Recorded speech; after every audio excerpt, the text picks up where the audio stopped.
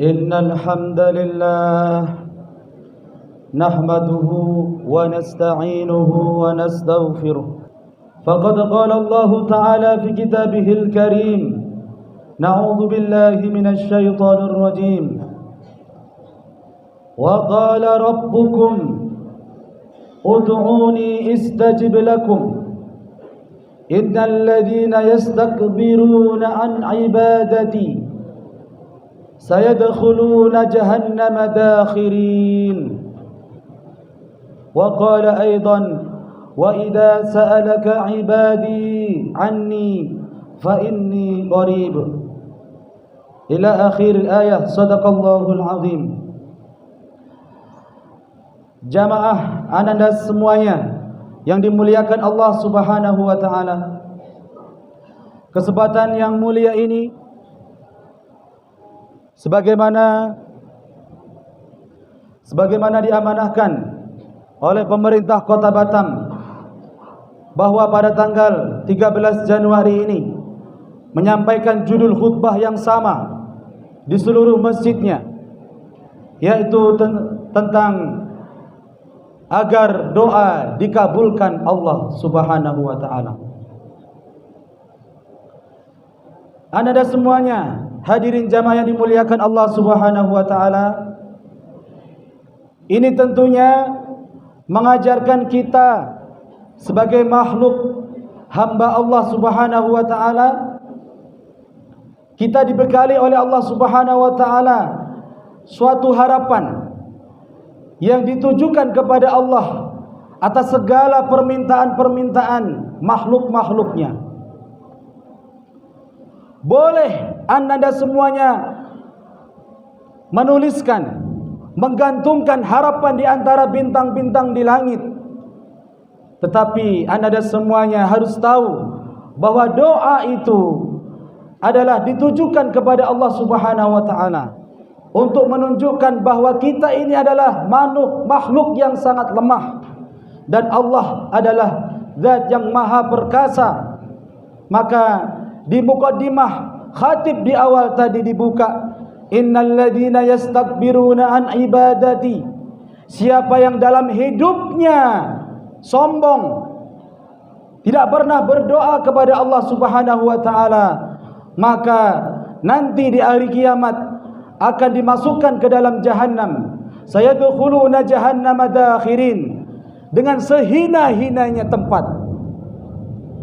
Jadi anda semuanya, setiap kita diajarkan Nabi untuk berdoa. Untuk apa itu? Untuk selalu ingat kepada Allah Subhanahu wa taala pastinya, dan selalu mengharapkan dan menggantungkan segala sesuatunya hanya kepada Allah Subhanahu wa taala.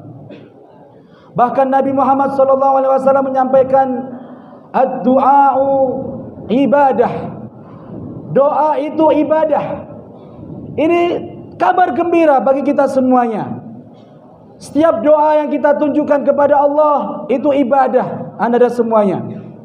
Baik dikabulkan maupun tidak dikabulkan, itu ibadah. Bahkan nanti ada di penduduk surga dikasih kenikmatan yang bertubi-tubi oleh Allah Subhanahu wa taala. Bahkan dia menyangka, saya tidak pernah melakukan kebaikan. Kata Allah, itulah doa yang kamu panjatkan sewaktu hidup, tetapi aku belum kabulkan. Jadi anda semuanya, doa bukan hanya sekedar saat kita butuh kepada Allah, tetapi doa itu adalah ibadah yang harus kita lakukan dan harus kita amalkan dalam kehidupan. Bangun tidur kita doa, mau makan kita doa, kita ke sekolah doa dibuka, lalu pulang sekolah kita doa. Supaya apa? Supaya hubungan hati kita ini selalu bersinergi kepada Zat yang maha hidup, yang memberikan kita hidup, Allah Subhanahu wa taala. Maka celakalah orang-orang yang tidak pernah berdoa, yang kata Allah itu termasuk orang-orang yang sombong. Walaupun bentuknya kalem, tidak pernah ngomong kotor, dia rajin mungkin ke sekolah, tetapi kalau tidak pernah berdoa, termasuk orang-orang yang sombong yang demikian itu. Maka hadirin anda semua yang dimuliakan Allah Subhanahu wa taala, pertanyaannya kan lain. Ustaz, saya suka berdoa. Saya bahkan rajin berdoa. Beribu, berjuta kali saya berdoa. Kenapa Allah tak kabulkan doaku?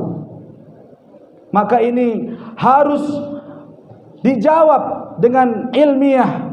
Jangan pakai perasaan. Oh, ternyata Allah tidak adil. Padahal Allah katakan, katanya setiap doa dikabulkan. Katanya setiap hamba yang memohon akan dikabulkan. Maka ini jamaah, Anda semuanya harus kalian catat baik-baik. Kenapa sampai Allah Subhanahu wa taala tak kunjung mengabulkan permohonan kita? Bahkan di antara kita, kenapa ada yang dikabulkan doanya? Kenapa demikian? Maka saya ingin setelah khutbah ini, Anda dan semuanya adalah orang-orang yang termasuk dikabulkan doanya oleh Allah Subhanahu wa taala. Apa yang bisa kami sampaikan dalam uraian khutbah yang singkat ini jamaah, Anda dan semuanya dimuliakan Allah Subhanahu wa taala, bahwa doa itu memang memiliki karakter cepat menembus langit. Kadang-kadang Allah langsung mengijabah doa orang-orang, baru menyebutkan, ya Allah, saya belum selesai doanya sudah dikabulkan oleh Allah. Ada yang demikian. Ada yang baru sholat seperti Nabi Zakaria, dikabulkan, belum selesai sholat ya sudah dikabulkan. Masya Allah. Lalu apa yang salah dalam diri kita? Kenapa Allah belum kabulkan? Maka dicatat Anda dan semua baik-baik. Dalam kehidupan kita itu ada yang namanya orang-orang yang memiliki ketergantungan selain Allah. Apa maksudnya? Orang-orang yang berdoa kepada Allah, tetapi dalam hatinya masih menggantungkan selain Allah.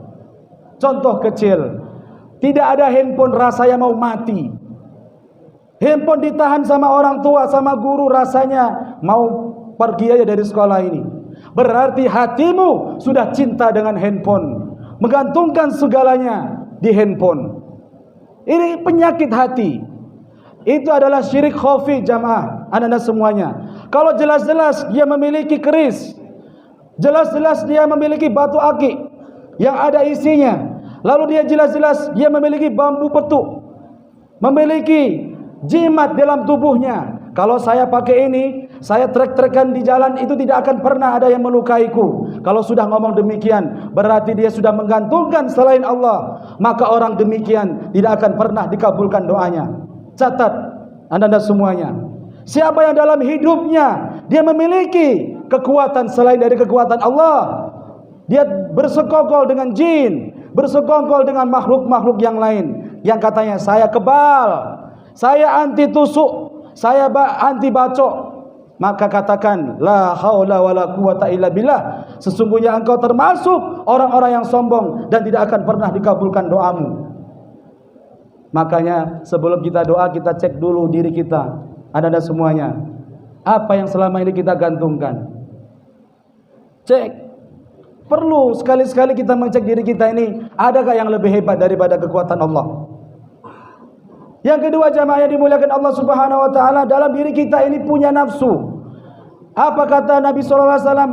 Orang-orang yang selalu memutuskan silaturahim, punya abang, punya adik, punya teman, aku tidak akan pernah menginjakkan kakiku di rumahmu seumur hidupmu, maka dia termasuk orang-orang yang memutuskan silaturahim. Ingat kau ya, aku tidak akan pernah berteman sama dirimu selamanya. Itu berarti telah memutuskan silaturahim. Lebih-lebih kepada abang dan adik kita. Mak, aku akan pergi, jangan pernah temui aku, mak.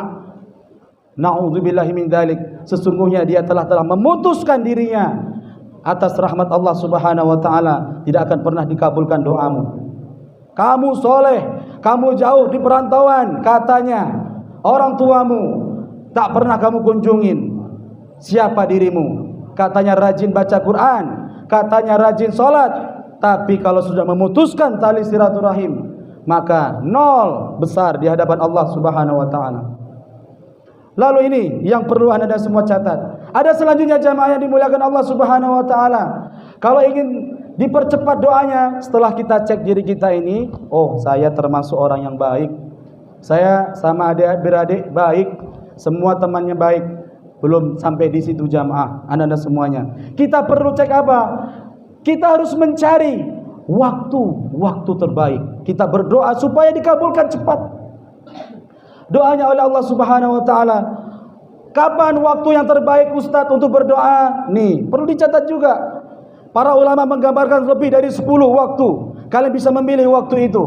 Tapi saya tidak bisa sebutkan semuanya. Yang intinya saja.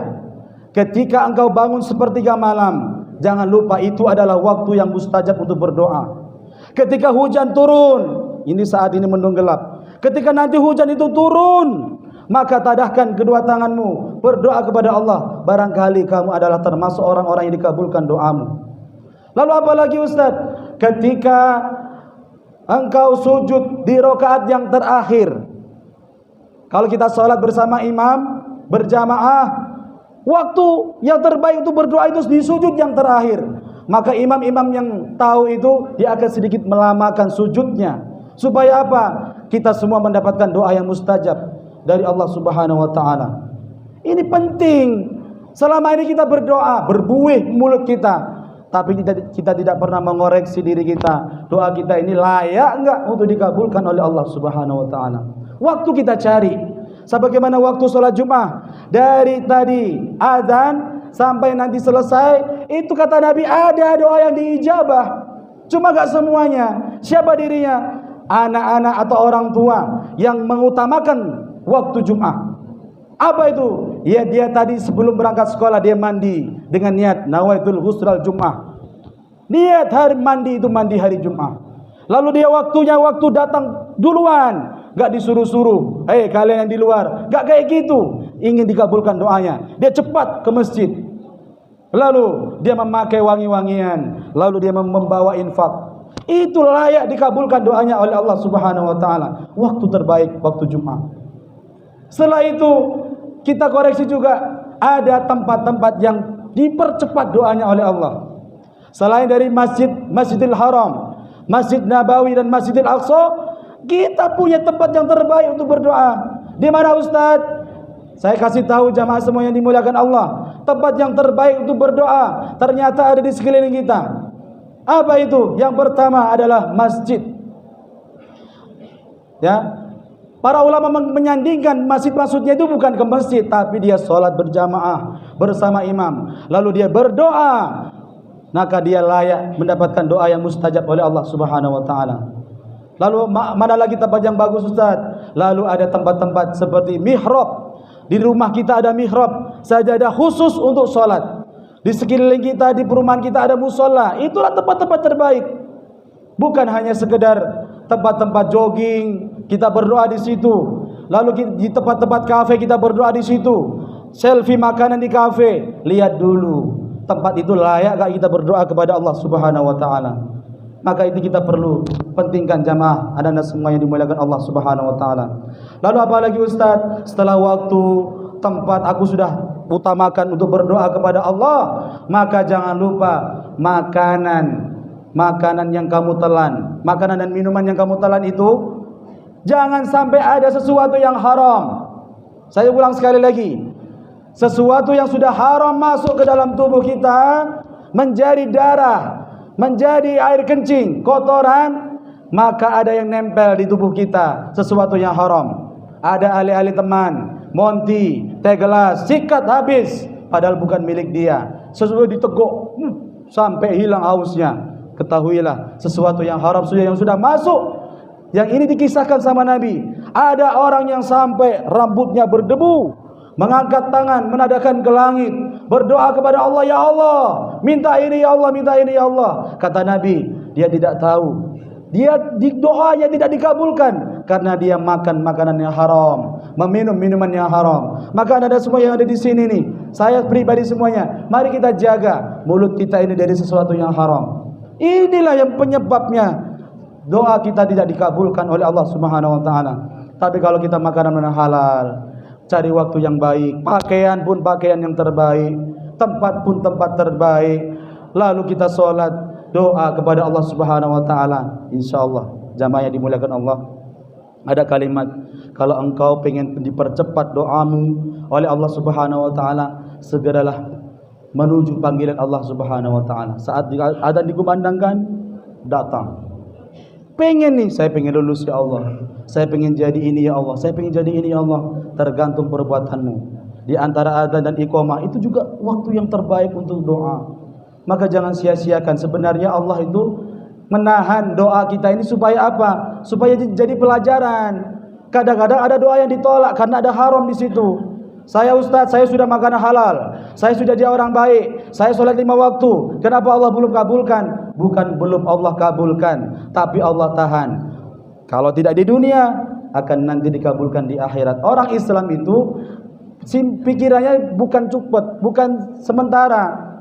Aku diberikan kesempatan oleh Allah saat ini, kok gagal? Pasti itu adalah keberhasilan yang tertunda. Nanti suatu saat akan Allah kabulkan di pelan-pelan di perjalanan kehidupan kita. Itulah yang bisa kami sampaikan. Mari kita sama-sama renungi diri kita supaya kita dipercepat dikabulkan doanya oleh Allah Subhanahu wa taala. Barakallahu li wa lakum fil Qur'anil azim wa nafa'ani wa iyyakum bima fihi minal ayati wa dzikril hakim wa taqabbala minni wa minkum tilawatahu innahu wal ghafurur rahim.